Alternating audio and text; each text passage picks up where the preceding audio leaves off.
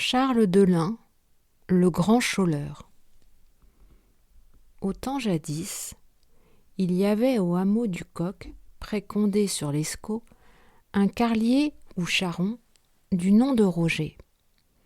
C'était un bon compagnon, dur au plaisir comme à la peine, et aussi adroit pour enlever une cholette du coup de crosse que pour assembler une roue de charrette. Chacun sait que le jeu de crosse consiste à lancer contre un but une cholette ou boule de cornoulier avec un bâton ayant pour croisillon une sorte de petit sabot en fer sans talon. Je ne connais point pour ma part de jeu plus amusant. Aussi, quand la campagne est à peu près dépouillée de ses avessies, hommes, femmes, enfants, tout le monde chole ou crosse comme vous voudrez.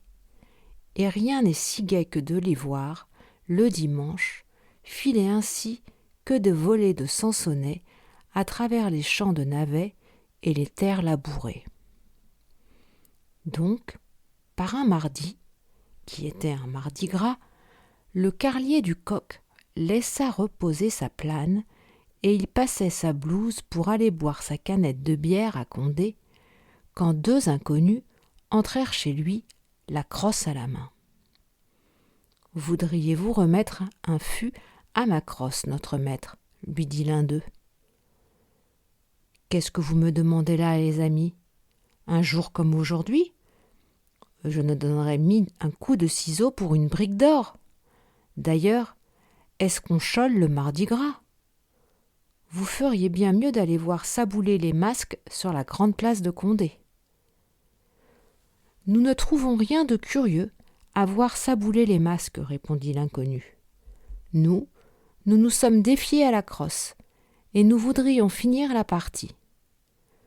Venez-nous donc en aide, vous qui êtes, dit-on, un des fins choleurs du pays. S'il s'agit d'une partie d'attaque, c'est différent, fit Roger. Il retroussa ses manches, agrafa son tablier, et en un tour de main, il eut ajusté le fût. « Combien vous dois-je » demanda l'inconnu, en tirant sa bourse. « Rien du tout, fieu. Cela n'en vaut point la peine. » L'étranger insista, mais en vain. « Tu as trop d'honnêteté, fieu de Dieu, » dit-il alors au carlier, « pour qu'on soit en reste avec toi. Je t'accorde l'accomplissement de 3 vœux. »« N'oublie pas de souhaiter ce qu'il y a de mieux, » ajouta son compagnon. À ces mots, le carlier sourit d'un air incrédule. « Est-ce que vous ne seriez point de Visieux de la Capelette ?» demanda-t-il en clignant de l'œil. Les viseux, autrement dit les oiseux, du carrefour de la Capelette étaient regardés comme les plus grands farceurs de Condé. « Pour qui nous prends-tu » répondit l'inconnu d'un ton sévère, et de sa crosse il toucha un essieu de fer qui, incontinent, se changea en un essieu d'argent pur. « Qui êtes-vous donc » s'écria Roger, « pour que votre parole soit ainsi de l'argent en barre ? » « Je suis Saint-Pierre, et mon compagnon est Saint-Antone, le patron des crosseurs. »« Donnez-vous la peine d'entrer, messieurs, » dit vivement le carlier du Coq, et il fit passer les 2 saints dans la chambre du fond. Il leur offrit des chaises et alla saquer un pot de bière à la cave. On trinqua, et après que chacun eut allumé sa pipe. « Puisque vous êtes si bons, messieurs les saints, dit Roger, que de m'accorder l'accomplissement de 3 vœux, vous saurez que depuis longtemps, je désire 3 choses. Je voudrais d'abord que quiconque s'assiera sur le tronc de l'orme qui est à ma porte ne puisse se lever sans ma permission. J'aime la compagnie, et il m'ennuie d'être toujours seul. » Saint-Pierre secoua la tête, et Saint-Antone donna un coup de coude à son client. « Quand je fais une partie de cartes le dimanche soir, au cabaret du Coq hardy, continua le carlier, il n'est pas plutôt 9 heures que le garde champêtre vient sonner les buveurs de décamper. je désire que quiconque aura les pieds sur mon tablier de cuir ne puisse être chassé dans l'endroit où je l'aurai entendu. » Saint-Pierre secoua de nouveau la tête, et saint Antone répéta d'un air grave: « N'oublie pas ce qu'il y a de mieux. » « Ce qu'il y a de mieux, reprit le carlier du coq, c'est d'être le premier choleur du monde. Chaque fois que j'ai trouvé mon maître, je me suis fait du sang noir comme le cœur de la cheminée. Je voudrais donc posséder une crosse qui enlevât la Cholette aussi haut que le clocher de Condé et qui me gagnât immanquablement la partie. »« Ainsi soit-il, répondit Saint-Pierre. »« Tu aurais mieux fait, dit saint Antone, de demander le salut éternel. »« Bah, répondit l'autre, j'ai bien le temps d'y songer. On est encore là de graisser ses bottes pour le grand voyage. » Les deux saints sortirent et Roger les suivit, curieux d'assister à une partie si rare. Mais tout à coup, près de la chapelle Saint-Antone, ils disparurent à ses yeux. Le carlier, alors, s'en alla voir sabouler les masques sur la grand-place de Condé. Quand il rentra vers minuit, il trouva dans le cognure de sa porte la crosse demandée. À sa vive surprise, ce n'était qu'un mauvais petit fer emmanché d'un méchant fût tout usé. Il prit pourtant le don de Saint-Pierre et le serra soigneusement. Le lendemain, les Condéens se répandirent en foule dans la campagne pour choler, manger des sauraies et boire de la bière, afin d'évaporer les fumées de la tête et se dégourdir des fatigues du carnaval.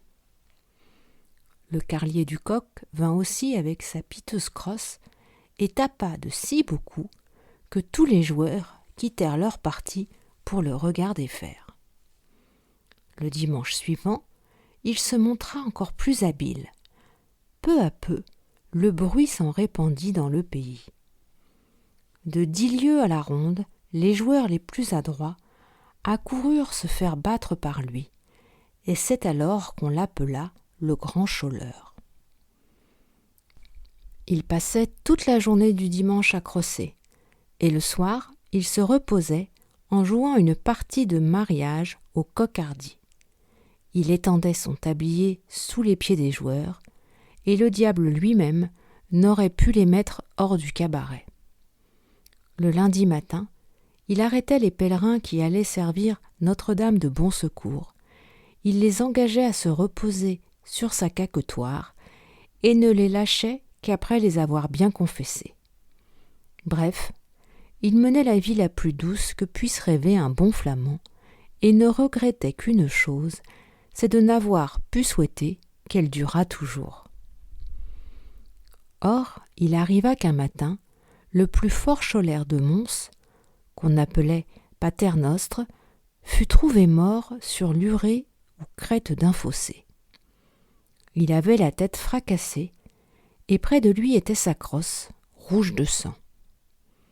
On ne put savoir d'où il avait eu son estaffe, et comme Pater Nostre répétait souvent qu'au jeu de la Cholette, il ne craignait ni Dieu ni diable, on imagina de dire qu'il avait défié Nier von Belzébuth, et que pour l'en punir, celui-ci l'avait assommé. Nier von Belzébuth est, personne ne l'ignore, le plus grand joueur qu'il y ait sur et sous terre, mais il affectionne particulièrement le jeu de crosse. Quand il fait sa tournée en Flandre, on le rencontre presque toujours, la crosse à la main, comme un vrai flamand. Le carlier du coq aimait fort Pater Nostre, qui, après lui, était la meilleure Cholette du pays. Il se rendit à son enterrement avec quelques crosseurs des hameaux du coq, de la cigogne et de la queue de la gâche. Au retour du cimetière, on entra à l'estaminet pour boire, comme on dit chez nous, la cervelle du mort, et on s'y oublia à causer du noble jeu de crosse. Quand on se sépara au brin de soir, bon voyage, dirent les crosseurs belges, et surtout que saint Antone, patron des choleurs, vous garde de rencontrer le diable en route. Je me moque du diable, répondit Roger. S'il m'attaquait, je l'aurais bientôt décholé. Les compagnons revinrent d'estaminet en estaminet, sans malencontre, mais depuis longtemps, la cloche des loups avait sonné la retraite au beffroi de Condé, quand ils rentrèrent chacun à sa chaumière. En mettant la clé dans la serrure, le carlier du coq crut ouïr derrière son dos un éclat de rire moqueur. Il se retourna et entrevit dans l'obscurité un homme haut de 6 pieds qui, de nouveau, s'esclaffa de rire. « De quoi riez-vous » lui dit-il avec humeur. « De quoi ?»« Eh mais, de l'aplomb avec lequel tu t'es vanté tout à l'heure que tu oserais bréter contre le diable. »« Pourquoi pas s'il m'attaquait ?»« Eh bien, mon maître, apprête tes cholettes, je t'attaque, » dit Mian Vorn Belzébuth, car c'était lui-même. Roger le reconnut à certaine odeur de soufre que le sire traîne toujours après lui. « Quel sera l'enjeu » dit-il résolument. « Ton âme. »« Contre quoi ?»« Ce qu'il te plaira. » Le carlier réfléchit. « Qu'est-ce que tu as dans ton sac ?»« Mon butin de la semaine. »« L'âme de Paternostre en est-elle ?»« Parbleu, et celle de 5 autres crosseurs morts comme lui, sans confession. »« Je te joue mon âme contre celle de Paternostre. »« Top !» Les 2 adversaires se rendirent dans le champ voisin et on choisit pour but lui du cimetière de Condé. Belzébuth campa une cholette sur une varroque ou motte gelée, après quoi il dit, selon usage: « En 2 là, comme la voilà. En combien de fois 3 coups y allez-vous ?»« En 2 fois, répondit le grand choleur. Et son adversaire n'en fut pas peu surpris, car de là au cimetière, il y avait près d'un quart de lieue. « Mais comment verrons-nous la cholette ?» répondit le carlier. « C'est vrai, fit Belzébuth. » Il toucha la boule de sa crosse, et elle brilla tout à coup dans l'obscurité, pareille à un énorme ver luisant. « Gare tape !» cria Roger. Il prit la cholette avec le pic du crosillon, et elle monta au ciel comme une étoile qui irait rejoindre ses sœurs. En 3 coups, elle franchit les 3/4 de la distance. « C'est très bien, dit Belzébuth, dont l'étonnement redoublait. À mon tour de décholer. » D'un coup du plat, il relança la boule par-dessus les toits du coq, près de la Maison Blanche, à une demi-lieue de là. Le coup fut si violent que le fer cracha feu contre un caillou. « Bon Saint-Anton, je suis perdu si vous ne venez à mon aide, » murmura le carlier du coq. Il frappa en tremblant, mais bien que le bras fût mal assuré, la crosse semblait avoir acquis une vigueur nouvelle. Au 2e coup, la cholette alla comme elle-même toquer la porte du cimetière. « Par les cornes de mon grand-père » s'écria Belzébuth, « il ne sera pas dit que j'aurais été battu par un fils de ce bénet d'Adam. Donne-moi ma revanche. » « Que jouerons-nous ? Ton âme et celle de Paternostre contre 2 âmes de crosseurs. » Le diable se défendit avec furie. Sa crosse éclatait à chaque coup en gerbes d'étincelles. La boule volait, de Condé à Bonsecours, à Pérulvez, à Leuze. Une fois, elle fila jusqu'à Tournai, à 6 lieues de là. Elle laissait derrière elle une traînée lumineuse, comme une comète, et les 2 choleurs la suivaient, pour ainsi dire, à la piste. Roger n'a jamais pu comprendre comment il courait, ou plutôt volait, si vite et sans se fatiguer. Bref, il ne perdit pas une seule partie, et gagna les âmes des 6 crosseurs défunts. Belzébuth redoublait des yeux de matou en colère. « Continuons-nous » dit le carlier du coq. « Non, répondit l'autre. On m'attend au sabbat, sur le mont de Copiémont. Ce brigand-là, ajouta-t-il à part lui, serait capable de m'extorquer tout mon gibier. » et il disparut. Rentré chez lui, le grand choleur enferma ses âmes dans un sac et se coucha, enchanté d'avoir battu Mineur von Belzébuth. 2 ans après, le carlier du coq eut une visite à laquelle il ne s'attendait guère. Un vieux homme, long, maigre et jaune, entra dans l'atelier, portant une faux sur son épaule. « Vous m'apportez votre faux à remancher, notre maître ?»« Non, fieu. Ma faux ne se démange jamais. » « Alors qu'y a-t-il pour votre service ?»« Il y a qu'il faut me suivre. Ton heure est venue. »« Diable, fit le grand choleur, est-ce que vous ne pourriez m'y attendre un brin, que j'ai fini cette roue ? Soit, j'ai fait aujourd'hui une rude besogne, et j'ai bien gagné de fumer une pipe. En ce cas, notre maître, asseyez-vous là, sur la caquetoire. J'ai à votre service du fameux tabac belge à 7 patards la livre. C'est bon, fieu, dépêche-toi. Et la mort alluma sa boraine et s'assit à la porte sur le tronc d'orme. Tout en riant dans sa barbe, le carlier du coq se remit à l'ouvrage. Au bout d'un quart d'heure, la mort lui cria « Eh fieu, as-tu bientôt fini ?» Le carlier fit la sourde oreille et continua de planer en chantant. « Attendez-moi sur l'orme, vous m'attendrez longtemps. » « Je crois qu'il ne m'entend pas, dit la mort. Et l'ami, es-tu prêt ? » « Va-t'en voir s'ils viennent, Jean. Va-t'en voir s'ils viennent, répondit le chanteur. Est-ce que l'animal se moquerait de moi, se dit la mort. Et il voulut se lever. À son grand étonnement, il ne put se détacher de la caquetoire. Il comprit alors qu'il était le jouet d'une puissance supérieure. « Voyons, dit-il à Roger, que veux-tu pour que tu consentes à me délivrer ? Veux-tu que je prolonge ta vie de 10 ans ?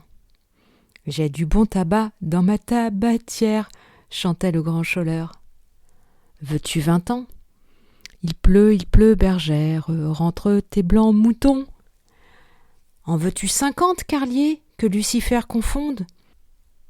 Le carlier du coq entonna à plein poumon. Bon voyage, cher du Mollet, à Saint-Malo débarqué sans naufrage. Cependant, 4 heures venaient de sonner à l'horloge de Condé, et la garçonnale sortait de l'école. La vue de ce grand sec et rond qui se débattait sur la caquetoire comme un diable dans un bénitier, les surprit et bientôt les mit en joie. Ne se doutant pas qu'assise à la porte des vieux, la mort guette les jeunes, ils trouvèrent plaisant de lui tirer la langue en répétant en chœur « Bon voyage, cher du Mollet, à Saint-Malo, débarqué sans naufrage. »« Veux-tu 100 ans ?» hurla la mort. « Hein ? Quoi ? Comment ? Ne parlez-vous pas de m'accorder une prolongation de 100 ans ? J'accepte de grand cœur, notre maître, mais entendons-nous, je ne suis ni si bête que de demander qu'on allongeât ma vieillesse. Que veux-tu donc ? De la vieillesse, je réclame seulement l'expérience qu'elle donne petit à petit. Si jeunesse savait, si vieillesse pouvait, dit le proverbe. Je veux durant 100 ans conserver la force du jeune homme et acquérir la science du vieillard. Soit, fit la mort, je reviendrai dans un siècle à pareil jour. Prenez donc la peine de vous lever, notre maître, dit Roger en souriant d'un air goguenard. Compère la mort ne se le fit pas dire 2 fois.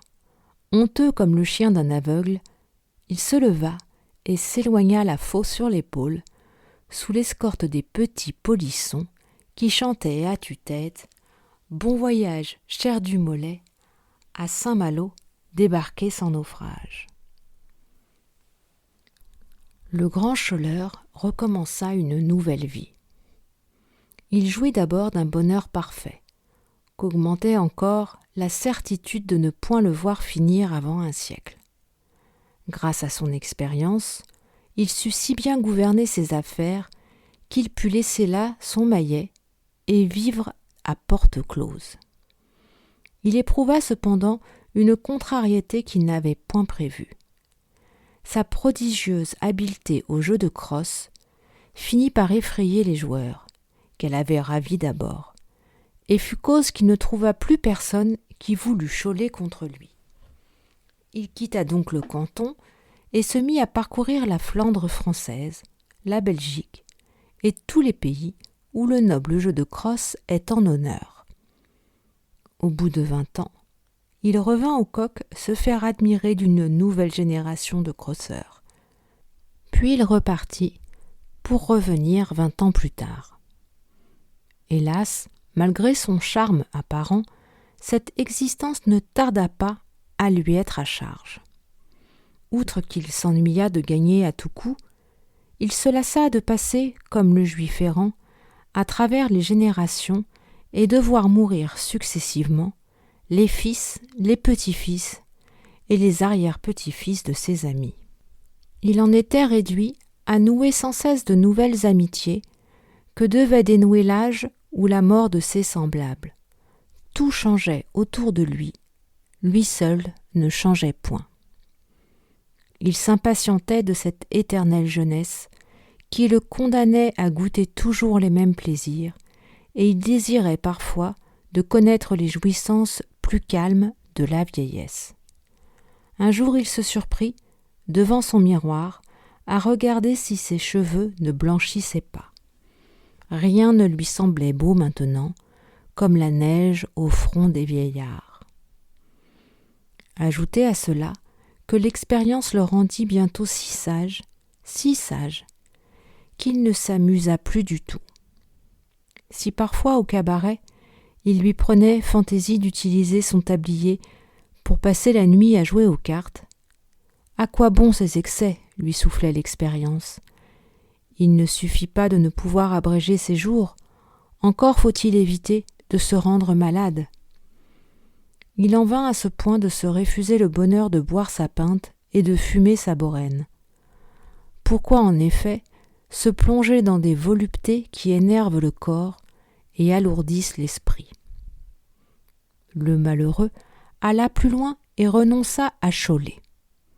L'expérience le convainquit que le jeu de crosse était un jeu dangereux, où l'on s'échauffe outre mesure et qui est éminemment propre à engendrer les rhumes, catarrhes, rhumatismes et fluxions de poitrine. D'ailleurs, à quoi cela sert-il et quelle gloire si belle y a-t-il à être réputé pour le premier choleur du monde? À quoi sert la gloire elle-même? Et n'est-ce pas une fumée aussi vaine que la fumée de la pipe? Quand l'expérience lui eut ainsi ôté une à une toutes ses illusions, l'infortuné crosseur s'ennuya mortellement. Il reconnut alors qu'il s'était trompé, que l'illusion a son prix, et que le plus grand charme de la jeunesse est peut-être son inexpérience. C'est ainsi qu'il atteignit le terme marqué par le contrat, et comme il n'avait pas eu le paradis d'ici-bas, il chercha dans la sagesse si durement acquise un moyen adroit de le conquérir là-haut. La mort le trouva au Coq, qui travaillait dans son atelier. L'expérience lui avait du moins appris que le travail est après tout le plaisir le plus durable. « Es-tu prêt ?» lui dit la mort. « Je le suis. » Il prit sa crosse, mit une 20aine de cholettes dans ses poches, jeta son sac sur son épaule et boucla ses guêtres sans ôter son tablier. « Qu'as-tu faire de ta crosse ?»« Mais pour choler en paradis avec Saint-Anton, mon patron. »« Tu te figures donc que je vais te conduire au paradis ? Il le faut bien, puisque je dois y porter une demi-douzaine d'âmes que j'ai sauvées jadis des griffes de Belzébuth. Tu aurais mieux fait de sauver la tienne en route chez Dumollet. » Le grand choleur comprit que le vieux faucheur lui gardait rancune et qu'il allait le conduire droit au paradis des Noirglaines. De fait, un quart d'heure après, les deux voyageurs heurtaient la porte de l'enfer. Toc toc, qui est là ? Le carlier du coq, dit le grand choleur. N'ouvriez pas, cria Belzébuth. Ce coquin gagne à tous les coups. Il est capable de dépeupler mon empire. Roger souriait dans sa barbe. Oh, tu n'es pas sauvé, fit la mort. Je vais t'amener où tu n'auras pas froid non plus. En moins de temps qu'un pauvre n'aurait vidé un tronc, ils furent au purgatoire. Toc toc, qui est là ? Le carlier du coq, dit le grand choleur. Mais il est en état de péché mortel, cria l'ange de garde. Emmenez-moi d'ici ce paroissien-là. Je ne peux ni pourtant le laisser traîner entre ciel et la terre, dit la mort. Je vais le reconduire au coq. Ou l'on me prendra pour un revenant, merci bien. Est-ce qu'il ne reste pas le paradis ? Ils y furent au bout d'une heurette. Toc toc, qui est là ? Le carlier du coq, dit le grand choleur. Ah, mon garçon, fit Saint-Pierre, qui entrebâillait la porte. J'en suis vraiment désolé. Saint Antone te l'avait bien dit, qu'il valait mieux demander le salut de ton âme. C'est vrai, monsieur Saint-Pierre, répondit Roger d'un air penaud. Et comment va-t-il, ce bienheureux Saint Antone ? Est-ce que je pourrais pas entrer une petite minute pour lui rendre la visite qu'il m'a fait jadis avec vous ? Le voici justement qui vient, dit Saint-Pierre, et il ouvrit la porte toute grande. En un clin d'œil, le rusé crosseur se précipita dans le paradis, dégrafa son tablier, le laissa choir à terre et s'assit dessus. « Bonjour, monsieur Saint-Antone, dit-il avec un beau salut. Vous voyez bien que j'avais le temps de songer au paradis, puisque nous y voilà. » « Comment vous y voilà ?» s'écria Saint-Pierre. « Oui, moi et ma compagnie, répliqua Roger, en ouvrant son sac et en éparpillant sur le tapis les âmes des 6 crosseurs. « Voulez-vous bien déguerpir tous ?» Impossible, fit le grand choleur en montrant son tablier. Le drôle s'est moqué de nous, dit Saint Antone. Allons, Saint-Pierre, en mémoire de notre partie de crosse, laissez-le entrer avec ses âmes. Aussi bien, il a fait son purgatoire sur terre. Ce n'est pas un très bon exemple, murmura Saint-Pierre. Bah, répliqua Roger, quand il y aurait quelques fins choleurs dans le paradis, où serait le mal ? C'est ainsi qu'après avoir longtemps vécu, beaucoup cholé et vidé force canettes de bière, le carlier du coq, dit le grand choleur, fut admis dans le paradis. Mais je ne conseille à personne de l'imiter, car ce n'est mi tout à fait le chemin qu'il faut prendre, et Saint-Pierre pourrait bien n'être point toujours d'aussi bonne composition.